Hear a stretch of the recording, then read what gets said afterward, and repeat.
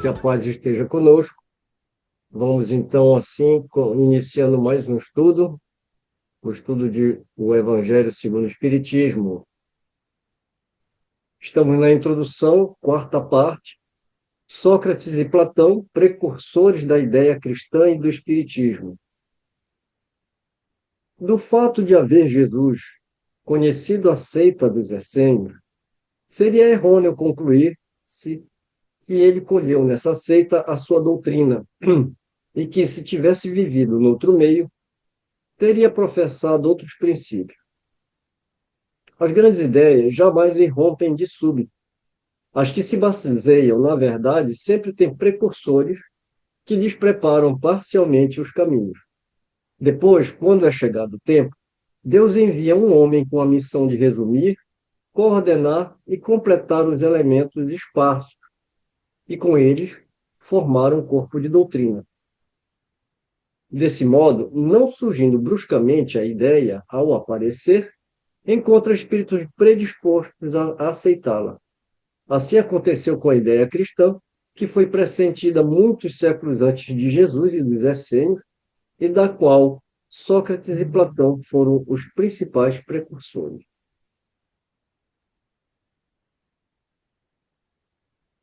No estudo passado, em Notícias Históricas, nós abordamos quem eram os essênios, né? E essa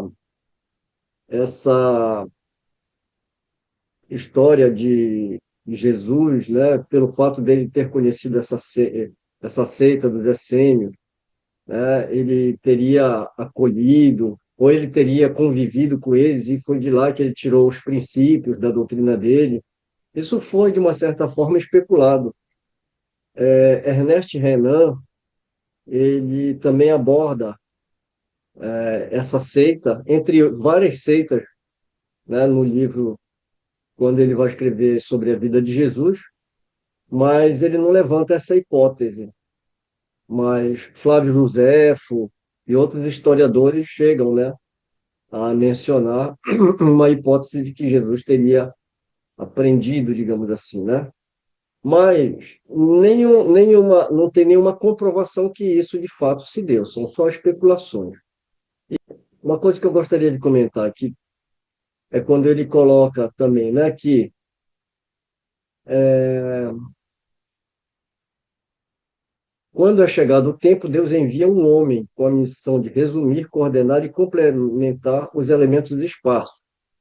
Isso aqui lembra muito quando o Kardec está escrevendo em A Gênese, logo no primeiro capítulo, Caracteres da Revelação Espírita.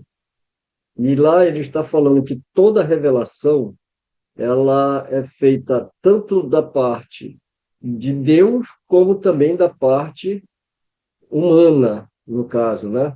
Então, as revelações elas sempre são trazidas pelos espíritos superiores, mas elas são também concluídas pelos homens. Ou seja, a revelação nunca é somente da espiritualidade, né? O homem sempre vem com essa missão, né, de resumir, coordenar e completar os elementos. Sócrates, assim como Cristo, nada escreveu, ou pelo menos não deixou nenhum escrito. Como ele, teve a morte dos criminosos, vítima do fanatismo por ter atacado as crenças estabelecidas e colocado a virtude real acima da hipocrisia e do simulacro das formas. Numa palavra, por ter combatido os preconceitos religiosos. Do mesmo modo que Jesus foi acusado pelos fariseus de corromper o povo com os ensinamentos que lhe ministrava, Sócrates também foi acusado pelos fariseus do seu tempo, já que sempre os houve em todas as épocas, de corromper a juventude por proclamar o dogma da unidade de Deus, da imortalidade da alma e da vida futura. E assim como só conhecemos a doutrina de Jesus pelos escritos de seus discípulos, só conhecemos a de Sócrates pelos escritos de seu discípulo Platão. Julgamos conveniente resumir aqui os pontos de maior relevo, para mostrar a concordância deles com os princípios do cristianismo, ou seja, resumir os pontos da doutrina de Sócrates e Platão. Bem, Em um tempo atrás, eu acredito que no ano passado nós fizemos uma palestra a respeito de Sócrates e Platão. Nós vamos deixar na descrição do vídeo, né, também essa palestra para que as pessoas também possam assistir e ali a gente faz também um trabalho contando um pouco da vida de Sócrates, né, muito embora muitos aqui já conheçam, mas eu vou deixar na descrição. E lá também a gente faz esse comparativo, né, da doutrina de Sócrates e Platão e o Espiritismo. Aos que considerarem esse paralelo uma profanação e pretendam que não pode haver paridade entre a doutrina de um pagão e a do Cristo, responderemos que a doutrina de Sócrates não era pagã, pois tinha como objetivo combater o paganismo, que a doutrina de Jesus mais completa e mais depurada que a de Sócrates nada tem a perder com a comparação, que a grandeza da missão divina do Cristo não pode ser diminuída com isso, que, além disso, se trata de um fato da história que não pode ser suprimido. O homem chegou a um ponto em que a luz emerge por si mesmo de sob o alqueire. Está maduro bastante para encará-la. Tanto pior para os que não ousem abrir os olhos. É chegado o tempo de se considerarem as coisas de modo amplo e elevado, não mais do ponto de vista mesquinho e acanhado dos interesses de seitas e de castas.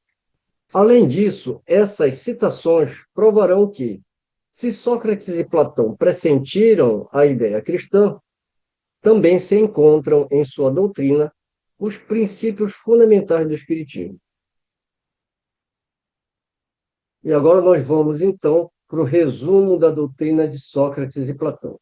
São 21 itens que Kardec traz e ele faz uma comparação com os princípios espíritas. Então, primeiro, o homem é uma alma encarnada. Antes da sua encarnação, existia, unida aos tipos primordiais, as ideias do verdadeiro, do bem e do belo. Separa-se deles, encarnando e recordando o seu passado. É mais ou menos atormentada pelo desejo de voltar a ele. Não se pode enunciar mais claramente a distinção e a independência entre o princípio inteligente e o princípio material. É, além disso, a doutrina da preexistência da alma, da vaga intuição que ela guarda de um outro mundo a que aspira, da sua sobrevivência ao corpo, da sua saída do mundo espiritual para encarnar e da sua volta a esse mesmo mundo após a morte. É, finalmente, o germe da doutrina dos anjos decaídos. Aqui eu coloquei uma nota que esse assunto nós vamos encontrar em A Gênese, no capítulo 11, Gênese espiritual, no item 42, doutrina dos anjos decaídos e do paraíso perdido. A gente não vai fazer a leitura, mas mais tarde, quem quiser fazer a consulta, né, é uma boa indicação para se ler a respeito.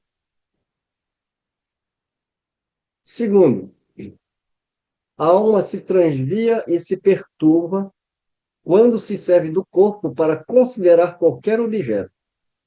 Tem vertigem como se estivesse ébria, porque se prende a coisas que estão, por sua natureza, sujeitas a mudanças, ao passo que, quando contempla sua própria essência, dirige-se para o que é puro, eterno e imortal.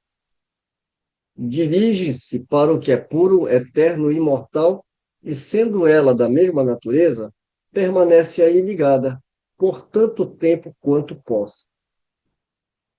Cessa então os seus transviamentos, posto que está unida ao que é imutável, e a esse estado da alma é que se chama sabedoria. Assim, o homem que considera as coisas de baixo, terra a terra, do ponto de vista material, vive iludido. Para as apreciar com justeza, é preciso vê-las do alto, isto é, do ponto de vista espiritual.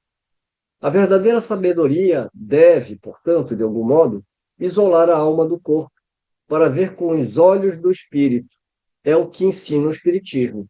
E aqui ele cita o capítulo 2º, que é Meu reino não é deste mundo, o item 5, o ponto de vista,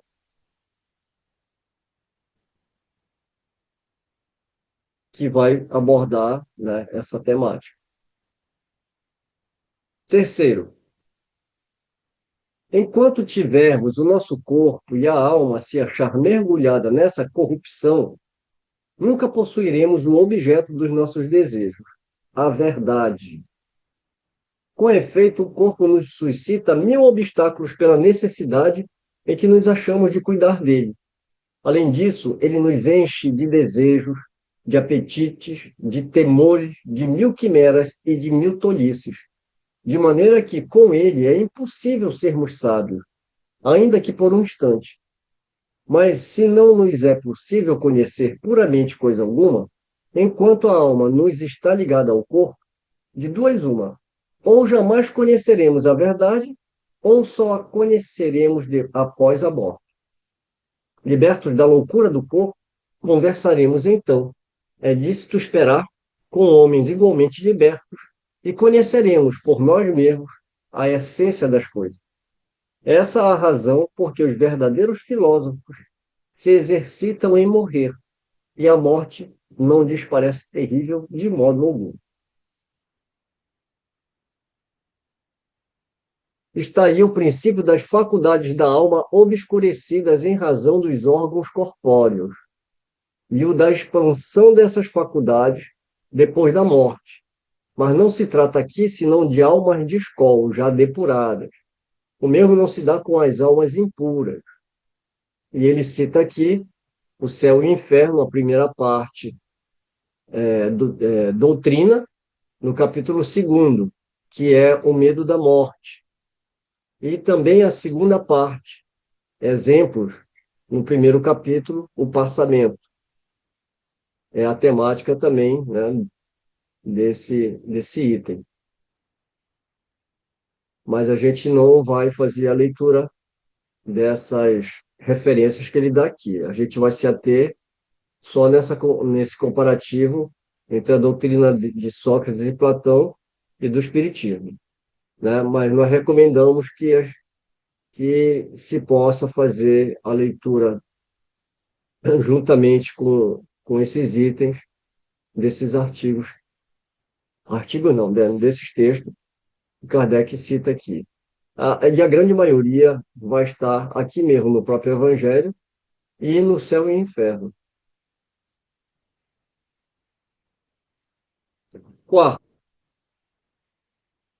a alma impura, nesse estado, encontra-se oprimida e se vê de novo arrastada para o mundo visível pelo horror do que é invisível e imaterial. Erra, então, em torno dos monumentos e dos túmulos, junto aos quais já se tem visto tenebrosos fantasmas, como devem ser as imagens das almas que deixaram o corpo sem estarem ainda inteiramente puras, que ainda conservam alguma coisa da forma material, o que faz com que a vista humana possa percebê-las. Não são as almas dos bons, mas as dos maus que se veem forçadas a vagar nesses lugares, onde arrastam consigo a pena da primeira vida que tiveram e onde continuam a vagar até que os apetites inerentes à forma material de que se revestiram as reconduzam a um corpo. Então, sem dúvida, retomam os mesmos costumes que durante a primeira vida constituíam o objeto de suas predileções.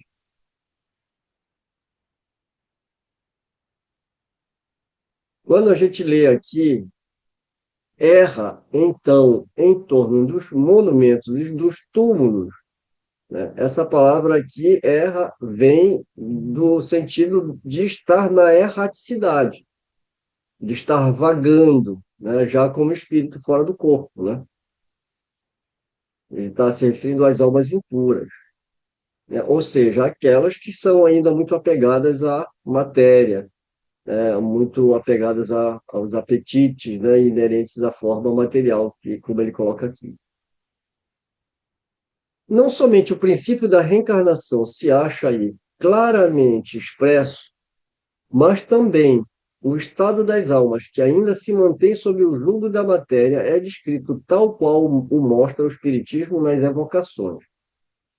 Mais ainda, é dito que a reencarnação no corpo material é consequência da impureza da alma, enquanto as almas purificadas se encontram isentas de reencarnar.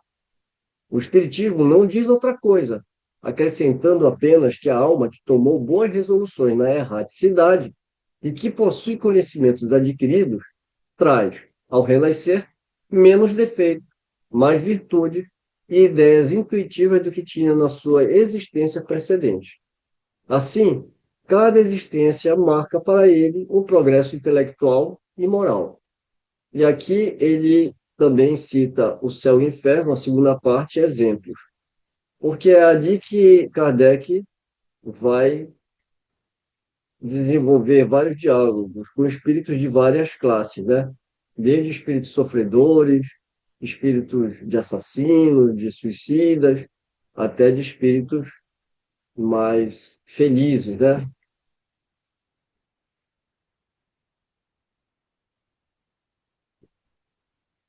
Quinto, após a nossa morte, o gênio, daimon, demônio, que nos fora designado durante a vida, leva-nos a um lugar onde se reúnem todos os que têm de ser conduzidos ao Hades, para serem julgados. As almas, depois de haverem estado no Hades, o tempo necessário, são reconduzidas a esta vida em múltiplos e longos períodos. Então, veja bem, só lembrando, né? Esse daqui é, né, a doutrina de Sócrates e Platão. Então, quando ele fala, né, que o gênio, daimon, demônio, então, o Hades, que são exatamente uma linguagem, né, dos filósofos gregos. E aí ele coloca aqui: é a doutrina dos anjos da guarda ou espíritos protetores e das reencarnações sucessivas após intervalos mais ou menos longos de erraticidade.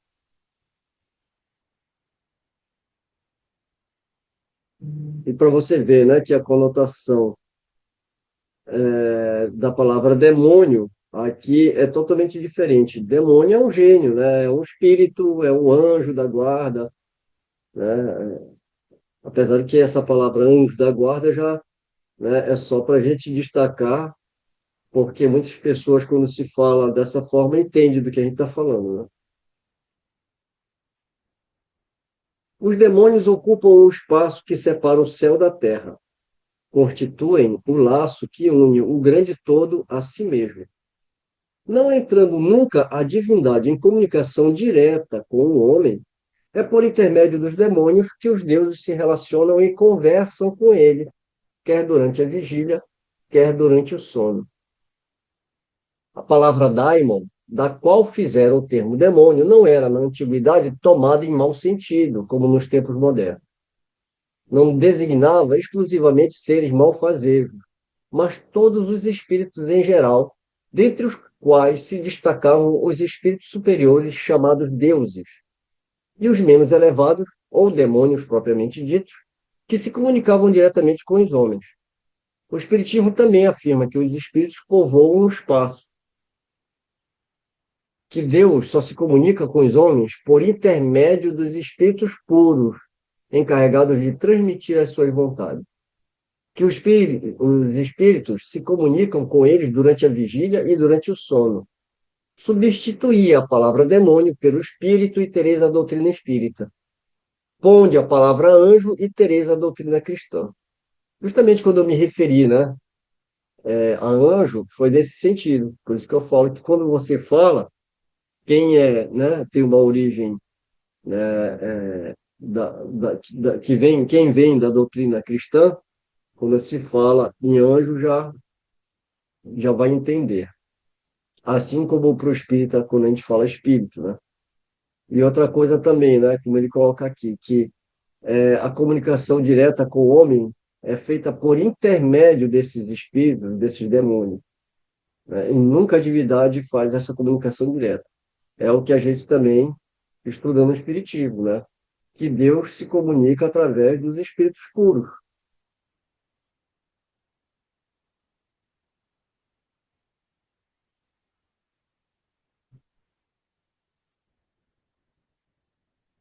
Sétimo, a preocupação constante do filósofo, tal como compreendiam Sócrates e Platão, é a de tomar o maior cuidado com a alma, menos pelo que respeita a esta vida, que não dura mais que um instante, do que tendo em vista a eternidade.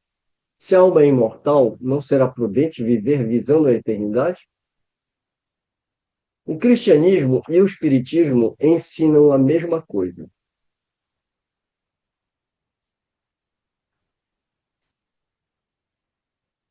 Oitavo, se a alma é imaterial, ela deve passar após esta vida para um mundo igualmente invisível e imaterial, do mesmo modo que o corpo, decompondo-se, volta à matéria. Importa somente distinguir bem a alma pura, verdadeiramente imaterial, que se alimente, como Deus, de ciência e pensamento, da, mais ou, da alma mais ou menos maculada de impurezas materiais, que a impedem de elevar-se para o divino e a retém nos lugares de sua passagem pela terra. Como se vê, Sócrates e Platão compreendiam perfeitamente os diferentes graus de desmaterialização da alma. Insistem na diversidade de situação que resulta para elas da sua maior ou menor pureza. O que eles diziam por intuição, o Espiritismo o prova com inúmeros exemplos que nos põe sob as vistas. E a gente vai observar isso no livro Céu e Inferno, na segunda parte, exemplos. E olha, como essa ideia realmente ela não é nova, né? Então, na doutrina de Sócrates e Platão, ele já está falando. Olha o raciocínio que ele coloca aqui.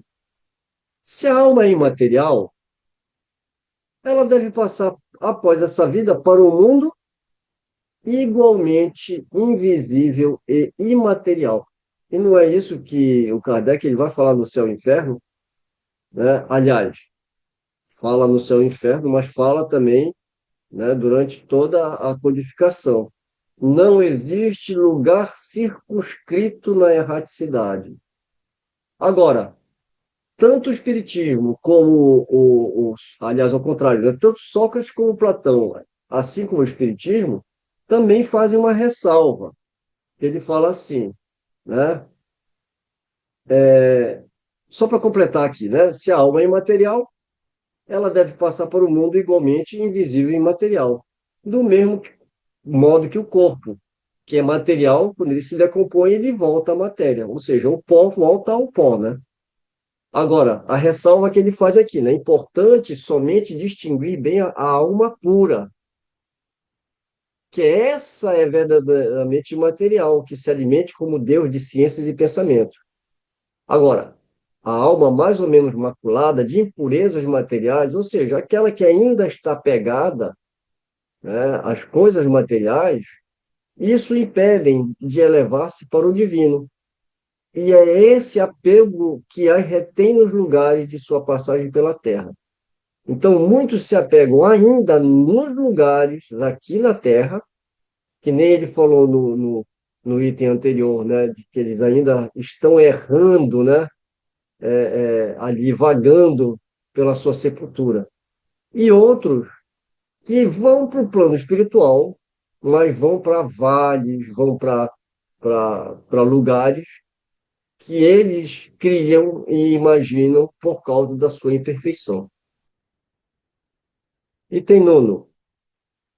Se a morte fosse a dissolução completa do homem, seria muito vantajosa para os maus, pois se veriam livres ao mesmo tempo do corpo, da alma e dos vícios.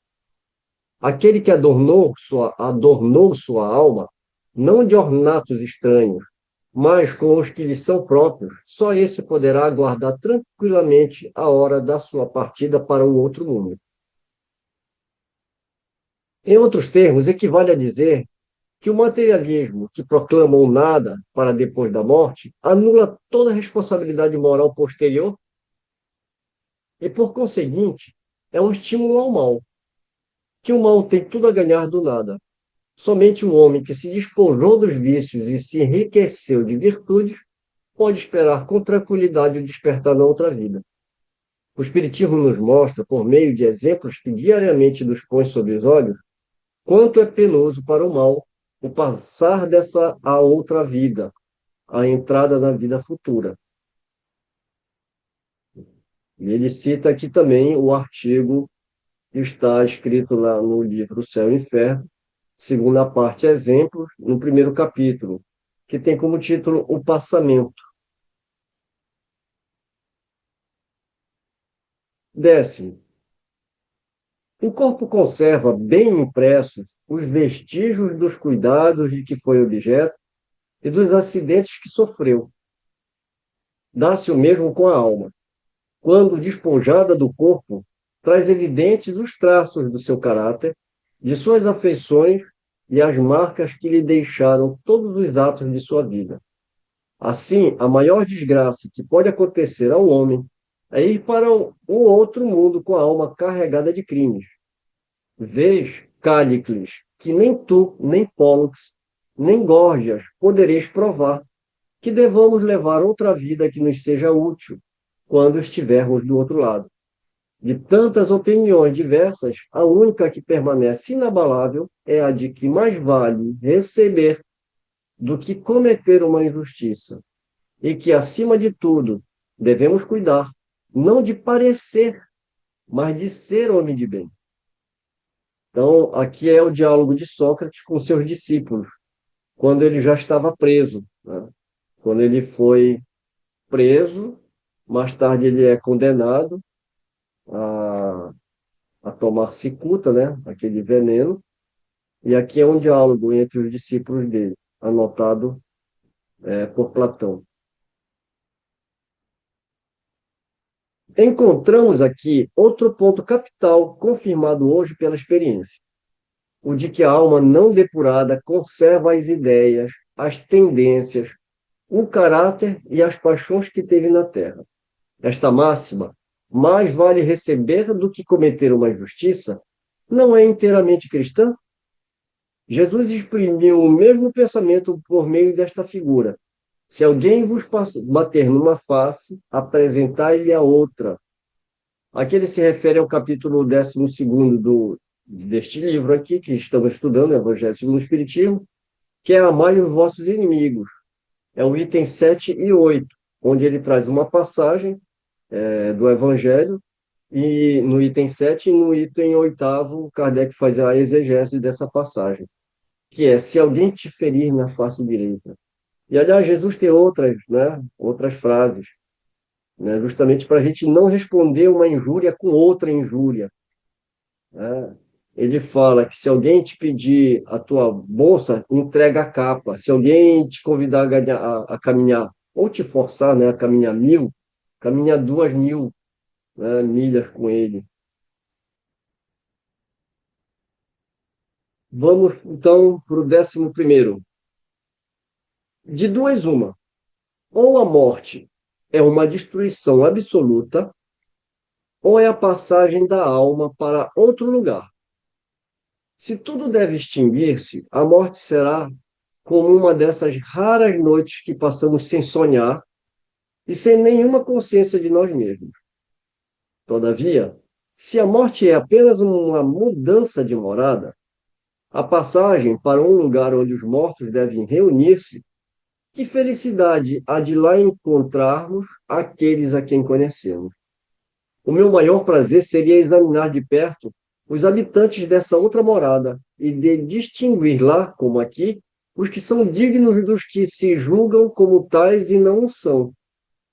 Mas é tempo de nos separarmos.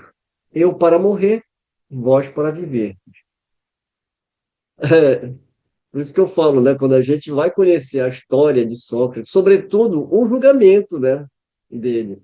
E o Sócrates está falando exatamente para os juízes, né, que o estão julgando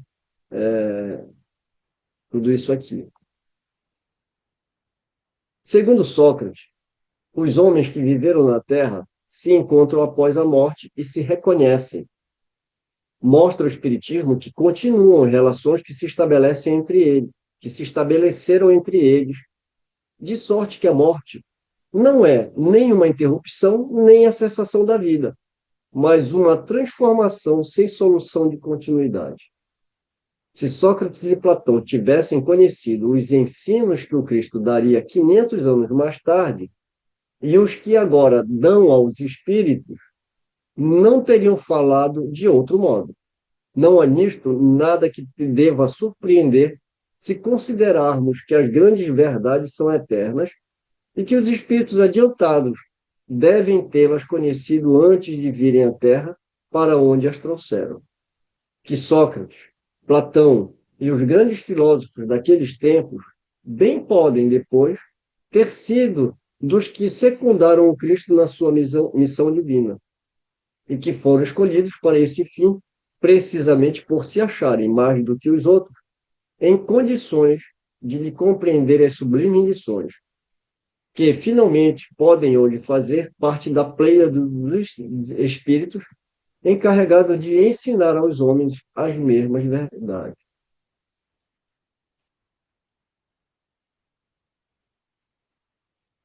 Algum comentário até aqui?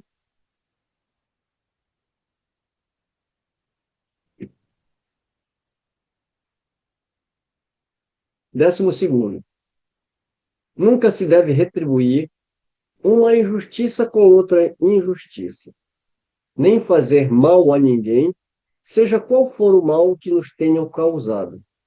Poucos, no entanto, admitirão esse princípio, e os que se desentenderem a tal respeito devem apenas desprezar-se mutuamente. Não está aí o princípio da caridade que prescreve não se retribua o mal com o mal e se perdoe aos inimigos? Olha, só lendo a gente vê o quão profundo é o pensamento de Sócrates e Platão, né? Mas quando você pega os livros e lê os diálogos na íntegra, né, a gente fica maravilhado, inclusive, com a condução de pensamento, porque nos diálogos de Sócrates, como a gente sabe que ele usava a maiêutica para ensinar, então ele não chegava e falava, dava respostas das coisas. Ele partia e era uma outra coisa, né, que aproxima exatamente do pensamento espírita. É que ele partia do princípio que o homem ele era um daimon, né, um espírito que já tinha vivido outras épocas e que por isso, por esse fato, ele carregava consigo conhecimento. Então, partindo desse princípio, ele brincava que a mãe dele era parteira. E pelo fato de ser parteira, ela trazia os homens à luz. E ele falava que ele também fazia parto. Ele fazia parto de ideias.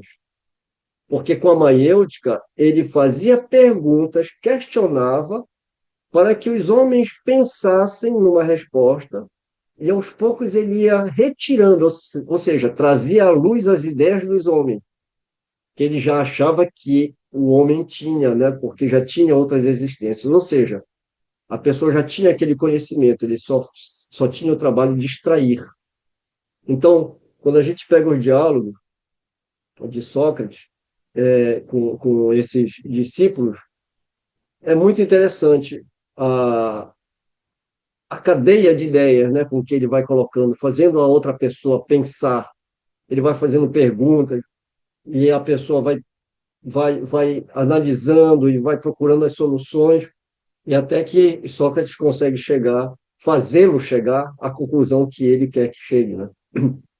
E isso não é uma forma de condução, né? É uma forma de conduzir, mas não de manipular, é a palavra que eu queria achar, né? Não é uma manipulação, mas uma forma de conduzir a pessoa a enxergar, né, mais adiante, porque Sócrates já enxergava, mas ele queria fazer com que os outros também enxergassem, mas pelo seu próprio raciocínio, e não porque ele deu a resposta ou porque ele falou o que ele pensava, né? E hoje já não ensinam assim mais, né? Hoje o ensino é simplesmente te jogar, né, as coisas é assim, e às vezes a pessoa não sabe nem como é que se chegou naquele resultado. E o mais importante é você saber por que chegou àquele resultado. A gente vai lembrar em tempo de escola, e a gente reclamava daquelas fórmulas, né? Por que que tem que decorar as fórmulas? Não, na verdade, não tem que decorar as fórmulas. Você tem que saber o princípio por que que foi desenvolvido daquela forma. Porque ali está todo o raciocínio, né? Até você fazer a aplicação e chegar no resultado. 13º, é pelos frutos que se conhece a árvore. É preciso qualificar toda ação segundo o que ela produz. Qualificá-la de má, quando dela provém o mal, de boa, quando dê origem ao bem. Bem, só de falar aqui a gente já lembra, né, da passagem, né, da máxima no Evangelho. Esta máxima é pelos frutos que se conhece a árvore, se encontra muitas vezes repetida textualmente no Evangelho. 14º, a riqueza é um grande perigo. Todo homem que ama a riqueza não ama a si. Perdão. Todo homem que ama a riqueza não ama a si mesmo, nem ao que é seu. Ama a uma coisa que lhe é ainda mais estranha do que o que lhe pertence. Evangelho segundo o Espiritismo, capítulo 16º, servir a Deus e a Mamon. Lembrando sempre, né, a figura de Mamon, né? O que que é Mamon? Mamon é quando você eleva o dinheiro, a riqueza, ao grau de uma potestade. É quando você coloca o dinheiro como um Deus na tua vida. Né? Então, por isso que não se pode servir ao verdadeiro Deus, né? E a Mamon, que seria, né, a, a, o dinheiro elevado a uma categoria de uma potestade. Hein? E ele fala aqui sobre a riqueza. 15º, as mais belas preces e os mais belos sacrifícios agradam menos a divindade do que uma alma virtuosa que faz esforços para se lhe assemelhar. Seria grave se os deuses dispensassem mais atenção a essas oferendas do que a nossa alma. Dessa maneira, os maiores culpados poderiam conquistar os seus favores. Mas não. Só os verdadeiramente justos e retos, por suas palavras e atos, cumprem seus deveres para com os deuses e para com os homens. Aqui lembra muito também da figura do fariseu, né? Aquele fariseu que está orando, né? Na esquina para todos verem, e aquele publicano que está ajoelhado, batendo no peito e pedindo perdão, né, a Deus. E aqui o Kardec deixa, né, o capítulo 10, que é bem-aventurados misericordiosos, no item 7 e 8, o sacrifício mais agradável a Deus.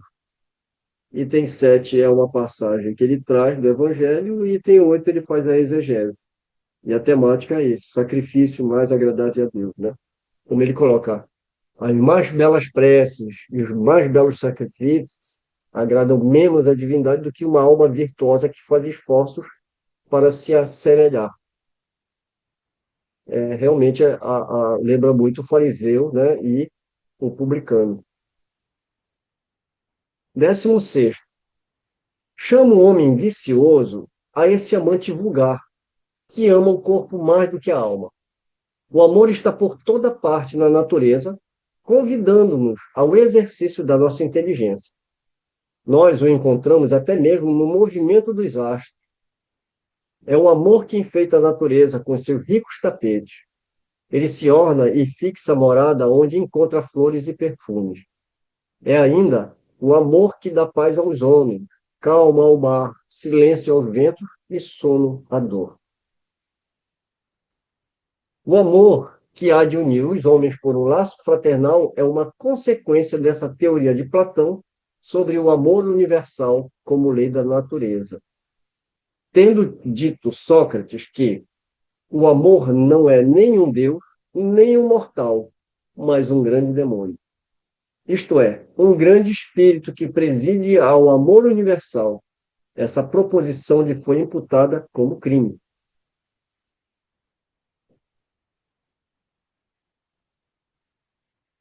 É, lembrando, né, tem muitas coisas na biografia de Sócrates que lembra muito a vida de Cristo, né? Porque Jesus, ele precisava ser acusado, ele precisava ter legalmente uma acusação pelo Sinédrio. E aí o que que eles fizeram? Né? Falaram que ele tinha blasfemado, que ele ia destruir o templo, né? E para culpar Sócrates, a mesma coisa. E a gente vai narrar essa história, né? Na palestra que nós fizemos, que lá ele vai ter três pessoas para acusarem, né? Então, são todas as acusações são acusações falsas, né? A traição. Então, tem muitas coisas da vida de Sócrates que se parece muito com a vida de Jesus. Não a vida que eu falo, né? Não fazendo esse comparativo. Quando eu falo vida, são fatos, né? Alguns fatos que se parecem, né? 17º. A virtude não pode ser ensinada. Vem por um dom de Deus aos que a possuem. É quase a doutrina cristã sobre a graça. Mas, se a virtude é um dom de Deus, é um favor. E então, pode perguntar-se por que não é concedida a todos? Por outro lado, se é um dom, não há mérito para aquele que a possui. O Espiritismo é mais explícito, dizendo que aquele que possui virtude a adquiriu por seus esforços em existências sucessivas, despojando-se pouco a pouco de suas imperfeições.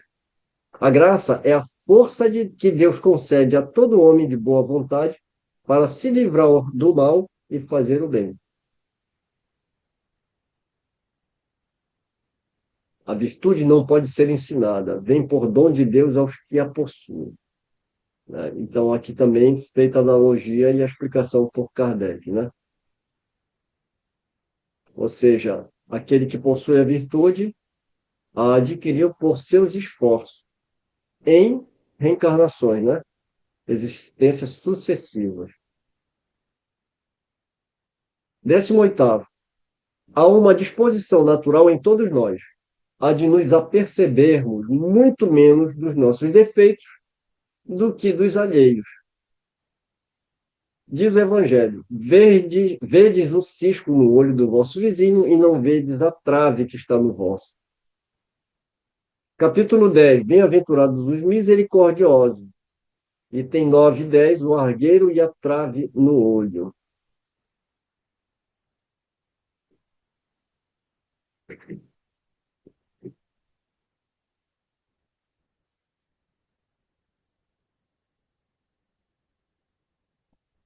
19º.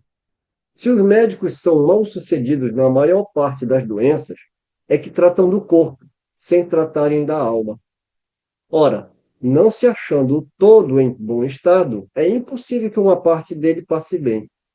Interessante, né? Porque ele está falando do todo, considerando o homem como espírito e matéria, né? O Espiritismo fornece a chave das relações existentes entre a alma e o corpo, e prova que um reage incessantemente sobre o outro. Abre assim um novo caminho à ciência. Ao lhe mostrar a verdadeira causa de certas afecções, faculta-lhe os meios de as combater. Quando levar em conta a ação do elemento espiritual na economia, a ciência fracassará menos. E hoje a ciência trabalha com a ideia da doença psicossomática, né? E olha que quando a gente fala psicossomática, a gente ainda tem que entender que a ciência ou a psicologia hoje é materialista, então ainda trabalha como se fosse fruto da mente, né? Ou seja, do cérebro material. Mas nós sabemos que isso vai mais além, é do próprio campo que é criado pelo espírito, né? Ou seja, gera um campo no perispírito que deforma o corpo físico. Aí você começa a entender que não é cérebro, não é mente, né? É espírito. 20. Todos os homens, a partir da infância, fazem muito mais mal do que bem. Essa sentença de Sócrates toca na grave questão da predominância do mal na Terra, questão insolúvel, sem um conhecimento da pluralidade dos mundos e da destinação da Terra, habitada apenas por uma fração mínima da humanidade.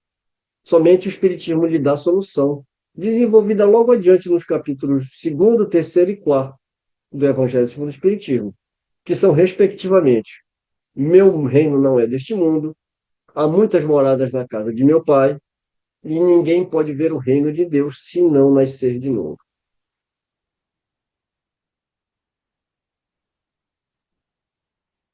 Sabe que essa frase aqui eu me lembrei de Santo Agostinho, naquele livro lá, Confissões, que ele fala que ele era terrível quando era menino. Mas tudo bem, vamos lá. 21.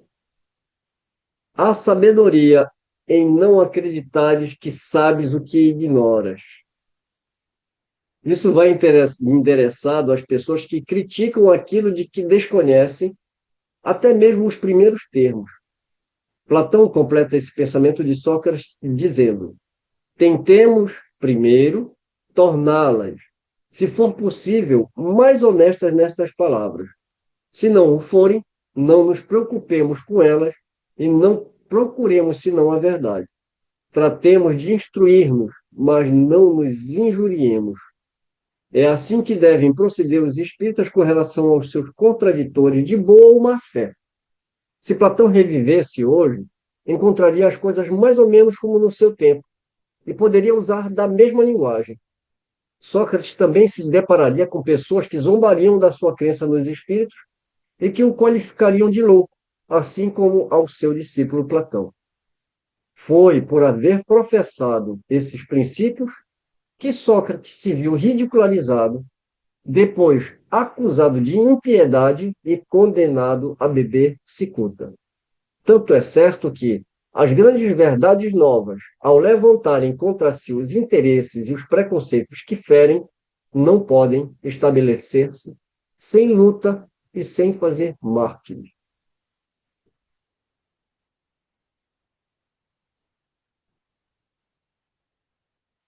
Então, nós encerramos, então, a introdução do Evangelho segundo o Espiritismo com esse último item, né?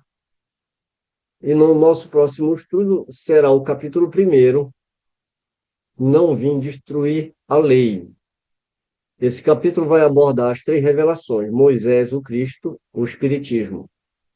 Também abordaremos a aliança da ciência e da religião. E, por fim, Kardec vai abrir, então, para os espíritos superiores darem as suas comunicações. Ou seja, nos instruir, né, da a parte prática das instruções dos espíritos, que tem como tema a nova era. E aproveitando o gancho aqui, né, para reforçar mais uma vez como o Kardec trabalha, ele traz a temática, teoria, certo? Porque ele vai explicar nesses itens, né, a temática do capítulo que ele traz. E aí ele pede, então, para os espíritos superiores nos darem a teoria. A teoria não, a prática. Instruções dos espíritos é a prática do ensinamento, que é desenvolvida na temática do capítulo. Teoria e prática. Esse é o Kardec. Bem, então chegamos ao final de mais um estudo, agradecendo a presença de todos. Então, até a próxima, se Deus quiser. Um beijo no coração de todos. Tchau para vocês. Deus junto.